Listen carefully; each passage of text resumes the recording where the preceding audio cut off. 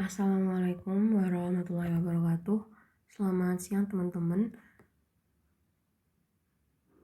Sekarang kita bakal belajar bahasa Inggris. Materinya, soalnya lanjutin dari soal hari Senin kemarin. Oke, kita mulai ya. Dari baca teksnya. Scientists use artificial intelligence (AI) to study the spatial relationships between main earthquakes and their aftershocks. In tests, AI predict the aftershock locations better than the traditional methods that many seismologists use. Scientists itu pakai AI buat mempelajari hubungan antara gempa bumi utama dan gempa susulan. Saat dites, AI itu memprediksi gempa susulan lokasi gempa susulan lebih baik dari metode tradisional yang dipakai seismologis.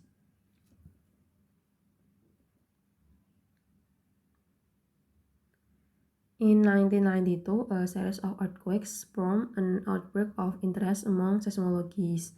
They were trying to map out where exactly an aftershock might occur based on how a main shock might shift stresses on other faults. Tahun 1992, serangkaian gempa bumi itu ngebuat tertarik para seismologi. Mereka coba buat memetakan di mana tepatnya gempa susulan itu dapat terjadi berdasarkan gimana gempa utama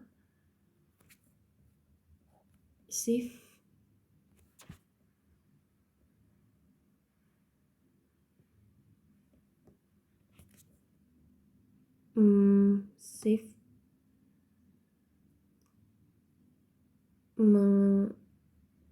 memindahkan tekanan ke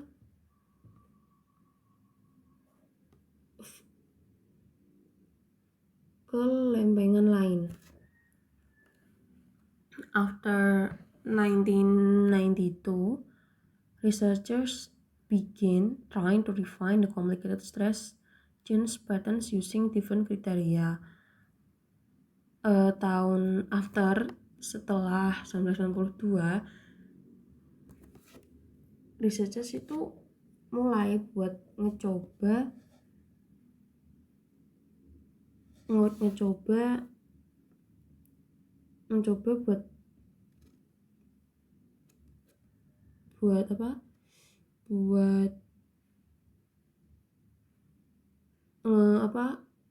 refine buat ngejabarin patterns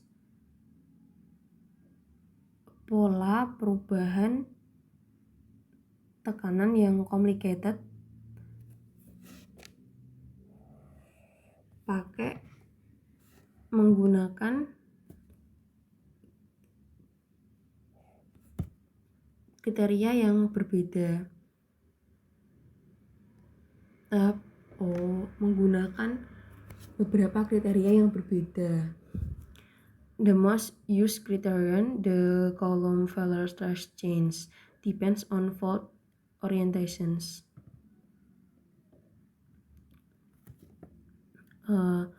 Kriteria yang paling sering dipakai itu ini, column-failure stress change, berdasarkan arah patahan. However, stresses can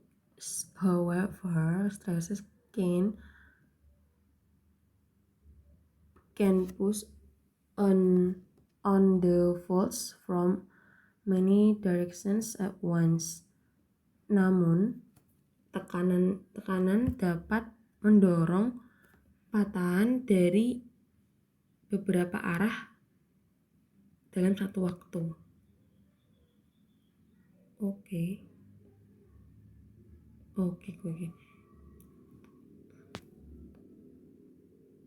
Namun tekanan dapat mendorong patahan dari banyak arah dalam sekali waktu. Many directions at once. Consequently, fault orientations in the subsurface can be complicated. Arah dari patahan itu di bawah permukaan dapat menjadi complicated. Using AI, the data include more than locations and magnitudes. Menggunakan AI, data itu yang dipakai lebih dari lokasi dan magnitude. The data consider different measures of change in stress on the fault from the quakes. Data yang dipakai itu termasuk different measure of change. Consider different measure. Pengukuran yang berbeda dari perubahan tekanan di patahan dari gempa. Jadi data yang dipakai itu termasuk pengukuran perubahan di tekanan patahan dari gempa.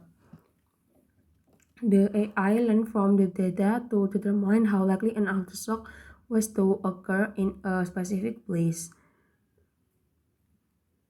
AI belajar dari data untuk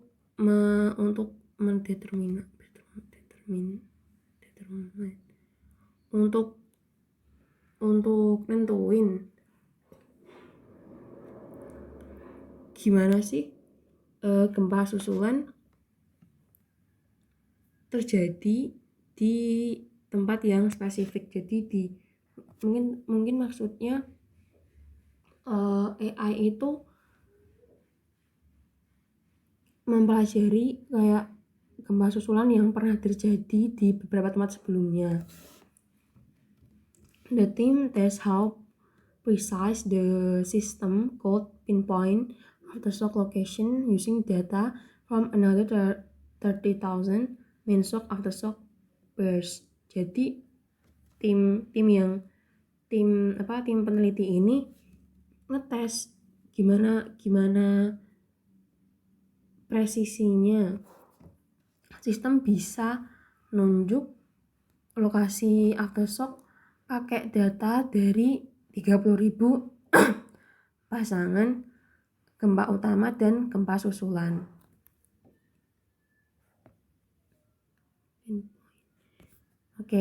The AI consistently predict aftershock location much better than the column failure criterion.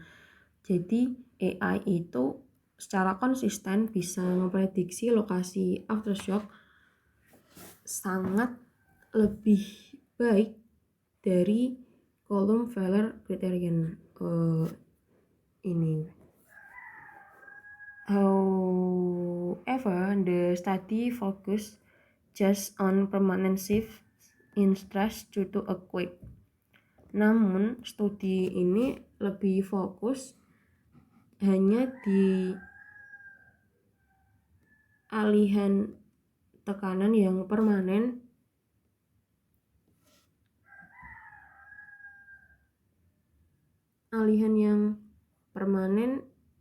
saat gempa. Aftershock may also be triggered by a more momentary surge of stress. Gempa susulan itu juga mungkin dipicu oleh a more momentary surge of stress.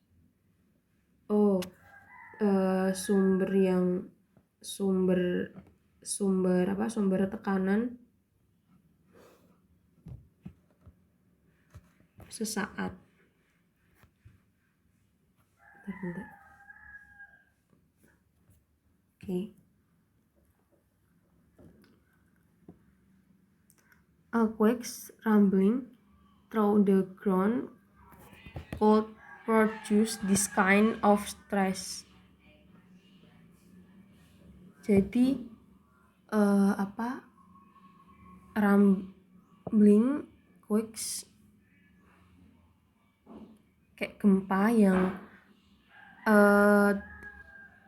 lewat tanah itu mungkin bisa ngebuat stres buat tekanan jenis ini. Another question is whether AI-based forecast system could leap into action quickly enough after earthquake. Pertanyaan lain itu apakah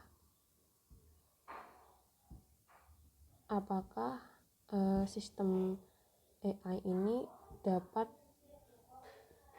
dipakai ke aksi cukup cepat setelah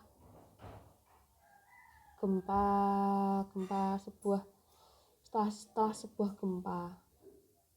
Pertanyaan lain itu apakah AI bisa okay. The predictions in the new study benefit from a lot of information about which faults slip and by how much. In the immediate aftermath of a big quake, such data wouldn't be available for at least a day.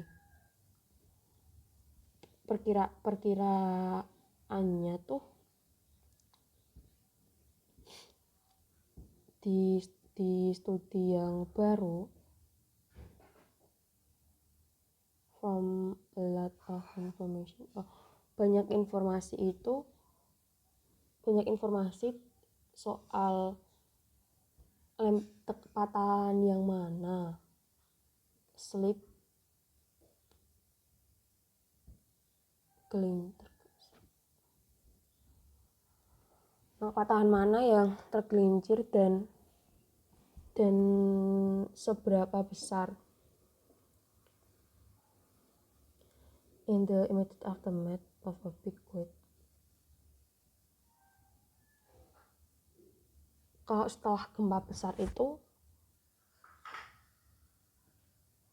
data yang diperluin nggak akan tersedia for at least a day, seenggaknya sehari.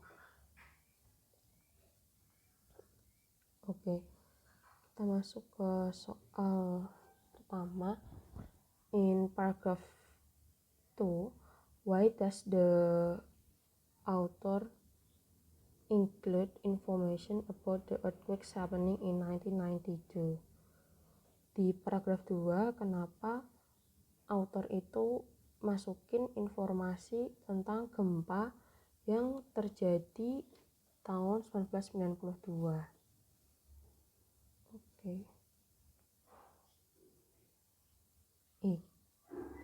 In 1992, a series of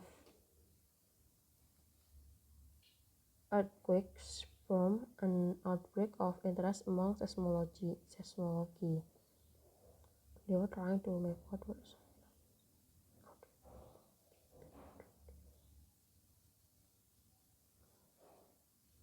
Oke, coba yang A.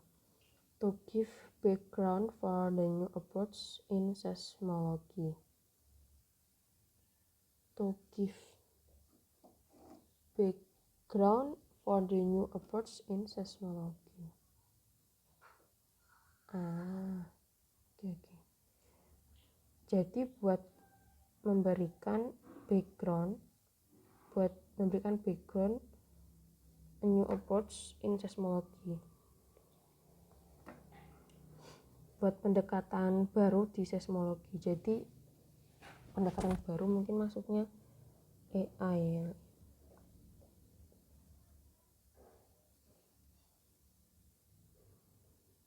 Jadi tahun 1992 kan serangkaian gempa itu ngebuat tertarik para seismologis. Terus mereka coba buat memetakan di mana sih tepatnya gempa susulan itu mungkin dapat terjadi setelah gempa utama. Nah, setelah tahun 1992, researchers itu coba buat pakai beberapa kriteria.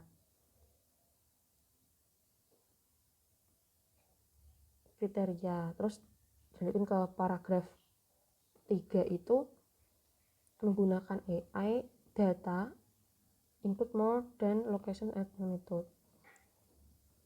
Jadi di paragraf 2 itu ngejelasin tentang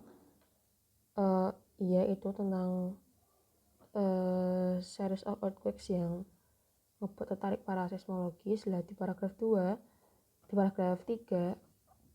jelasin tentang AI yang dipakai buat ngedefine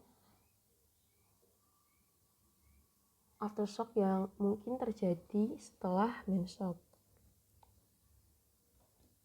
Jadi keep ya. Lalu yang B, to inform readers of the first occurrence of aftershock, buat ngasih informasi ke pembaca tentang terjadinya aftershock gempa susulan yang pertama. Nggak ada ya, ini cuma dikasih tahu kalau tahun 1992 itu ada gempa bumi yang ngebuat tertarik seismologis, tapi entah itu yang pertama atau keberapa nggak ada ya. Lalu yang C, to describe how extensive the AI research has been done, buat ngasih tahu kok kalau seberapa luas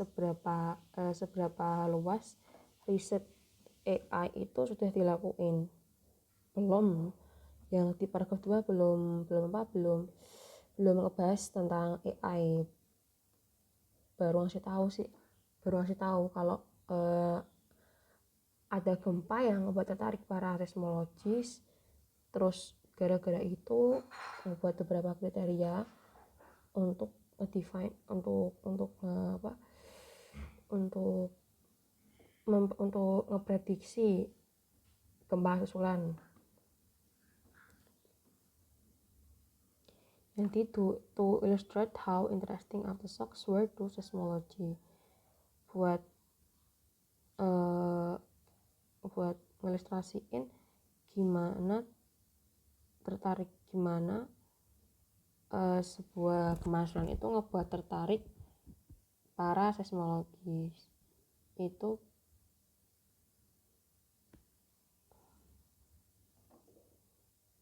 iya sih disebutin, tapi emang disebutin di kalimat pertama ini. Tapi kalau tujuan autornya ngasih informasi buat ilustrasi ini enggak lah ya. Lalu yang E, to give an example of a prominent series of earthquake in history, buat ngasih contoh sebuah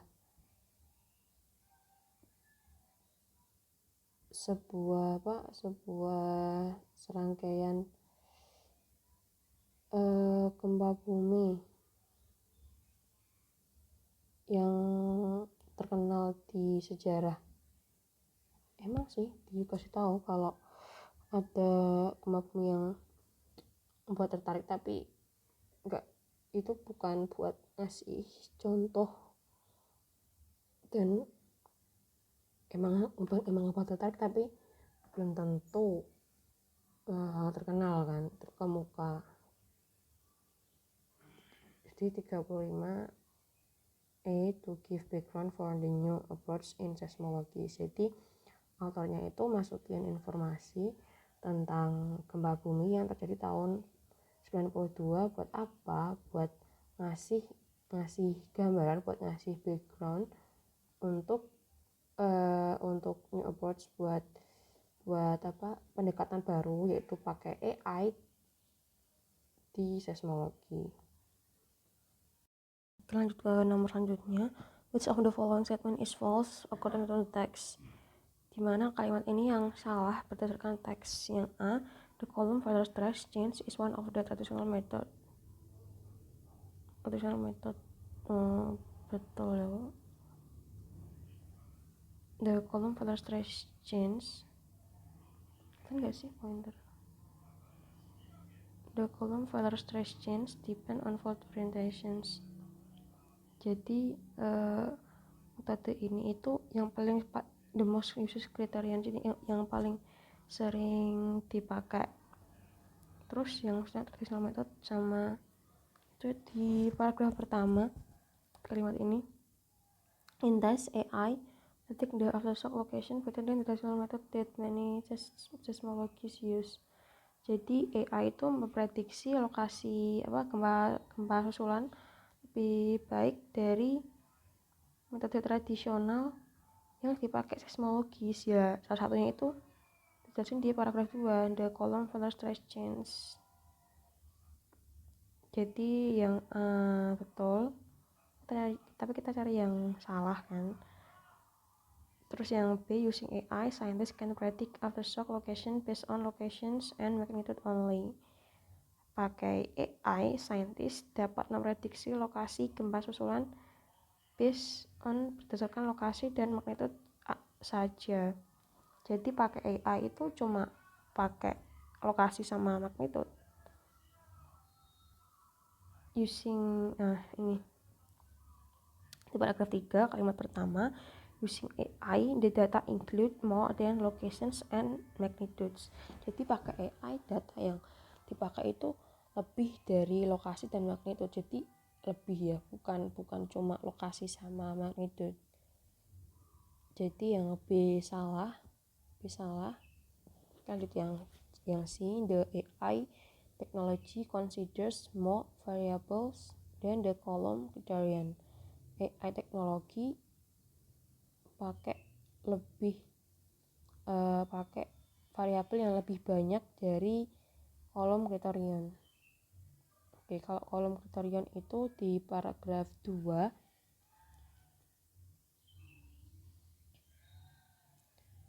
The most used criterion depend on. Jadi di kolom filter stress, maksudnya kolom itu berdasarkan fault orientations. Jadi berdasarkan arah patahan. Kalau AI itu dia bahkan pakai lebih dari sekedar lokasi sama magnitude. Jadi jelas AI pakai data yang lebih dari kolom. Terus ini juga di paragraf 3 kalimat terakhir, the AI consistently predict aftershock location much better than the column filter criterion. Jadi yang C betul, lalu yang D, when an earthquake hits, the faults receive stress from multiple directions. Saat gempa itu terjadi, patahan itu nerima tekanan lebih dari beberapa arah. When orientasi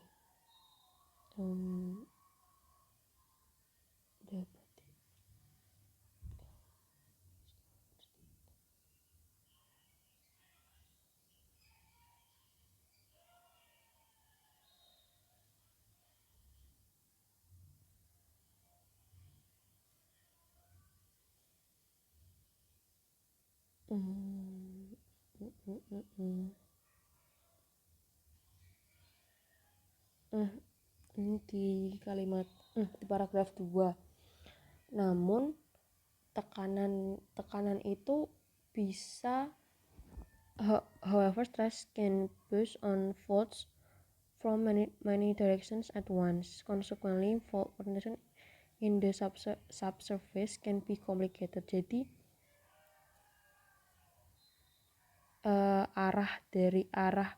arahnya itu dari banyak arah, bukan hanya dari satu arah kayak yang di yang pilihan C, pilihan D, bukan multiple directions ya, tapi many. When earthquake hits, the faults receive stress from multiple directions, from many directions, multiple sama many. Lalu yang E, AI offers better precision in predicting aftershock location after earthquakes. AI nawarin presisi yang lebih baik untuk memprediksi lokasi aftershock after earthquakes. Jelas lah ya, betul. Tapi coba di teksnya di paragraf 3 kalimat terakhir, the AI consistently predict aftershock location much better than the column failure criterion.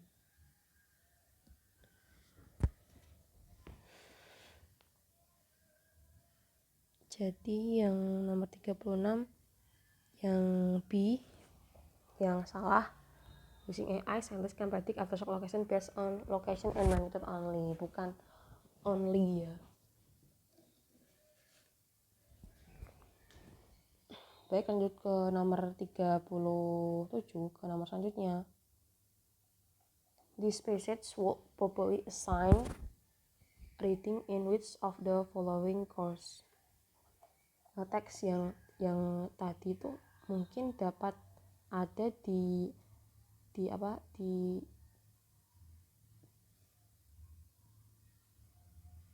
matkul apa sih, di pelajaran apa sih? Yang A, computer science. Kalau ngomongin AI, computer science masuk.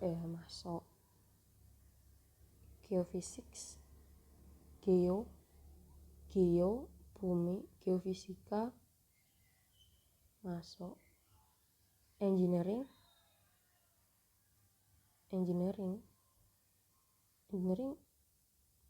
mesin enggak ya. Statistik enggak. History, sejarah.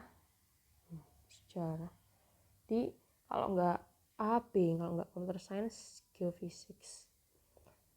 Kalau dari paragrafnya itu kalau coba disimpulin berarti tentang buat memprediksi gempa bumi susulan setelah gempa bumi utama itu pakai AI.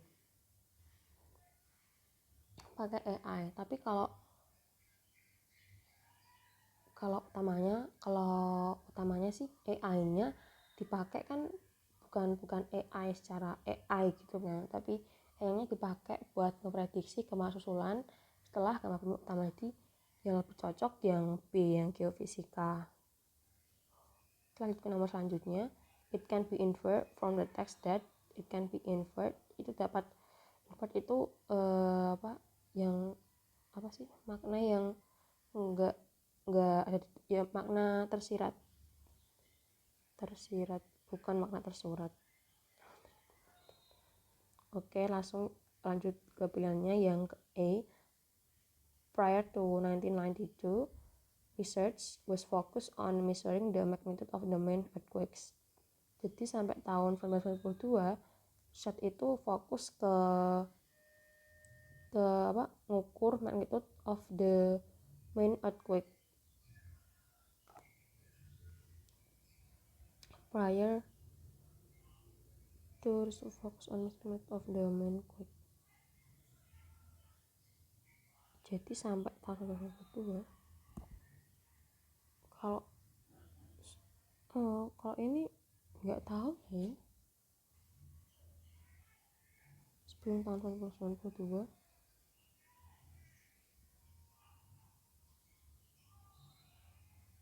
Lalu yang B, an aftershock indicates that the subsurface is undergoing a permanent fault shift. An aftershock indicates that the subsurface is undergoing a permanent fault shift. Sebuah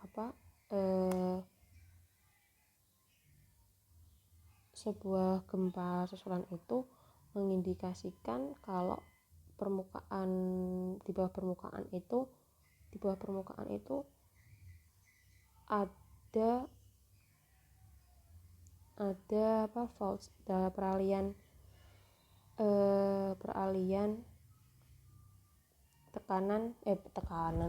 peralihan lempeng yang permanen. Kalau permanen enggak. Jadi di paragraf berapa ya? Di paragraf 2, they were trying to map out where exactly an aftershock might occur based on how shock might shift stress on other faults. Jadi itu enggak permanen, maksudnya saat gempa utama, bukan permanen. Jadi sementara doang. Di paragraf terakhir juga ada di kalimat yang aftershocks may also be triggered by a momentary source of stress. Jadi sumber tekanan yang momentari, yang sesaat bukan permanen. Lalu yang C, due to its limitations, AI most likely cannot perform as fast as it is needed. Jadi karena limitations, jadi karena beberapa batasan, AI itu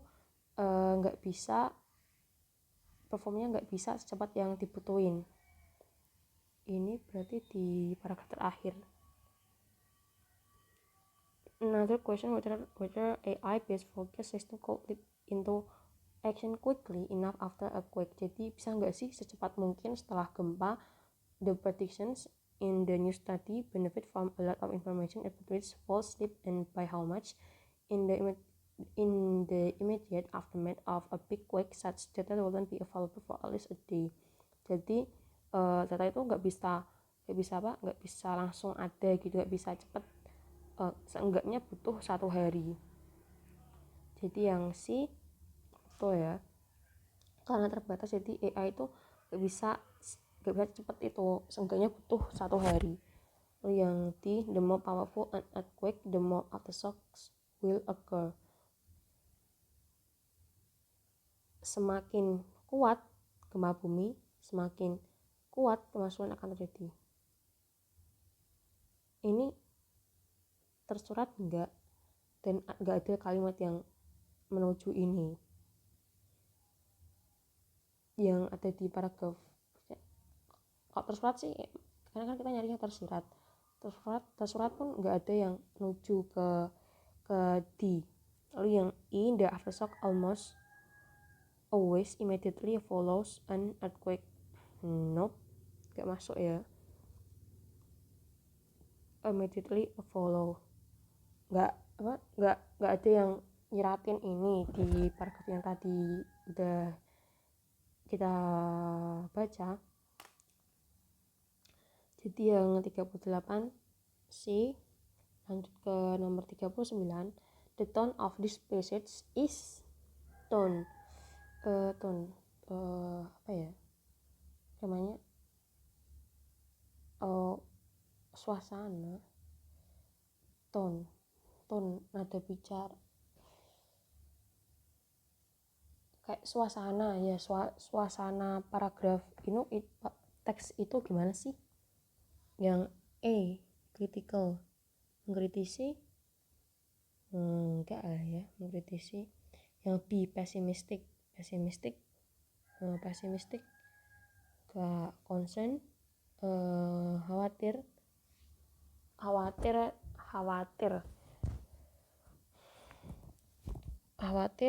nggak masuk.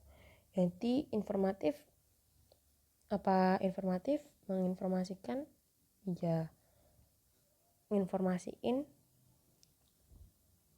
tentang AI buat prediksi. Jadi kayak autornya nginformasiin. Jadi kan itu gampangannya kayak gimana sih, kayak suasana hati autornya. Dia mengkritisi, enggak lah. Dia pesimistis, enggak. Dia khawatir, bisa jadi sih kalau khawatir, kayak dia khawatir kalau aftershock itu nggak bisa diprediksi gitu, jadi pakai AI. Tapi kalau secara jelas di teks itu, kalau concern enggak. Taruh yang persuasif itu kayak persuasif kayak ngajak. Mungkin kayak teks yang persuasif itu mungkin maksudnya kayak di iklan-iklan gitu kalau persuasif itu. Jadi enggak lah ya. Jadi 39 di informatif. Jadi tone di teks ini tuh autornya itu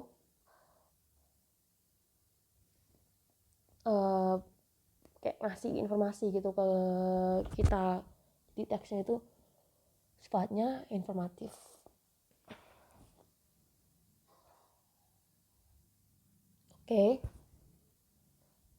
Oke, untuk teks yang kita pelajarin di pertemuan hari ini aja. Untuk kalau mungkin ada yang bingung atau ingin ditanyain, bisa chat aja langsung. Gak bisa chat langsung, nomornya ada di grup. Jangan ewoh, gak usah khawatir. Lalu untuk selanjutnya teman-teman bisa kerjain soal yang udah aku bikin di Gform. Batas pengumpulannya hari ini pukul 23.59. Oke, terima kasih untuk partisipasinya. Semangat. Wassalamualaikum warahmatullahi wabarakatuh.